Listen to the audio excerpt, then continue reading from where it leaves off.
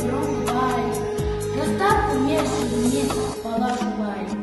Қайыршы шал кемпірдей түсі кетіп, жапырағынан айырылған ағаш қурай. Біреу мама сапсиды салып иін, салбыраңқы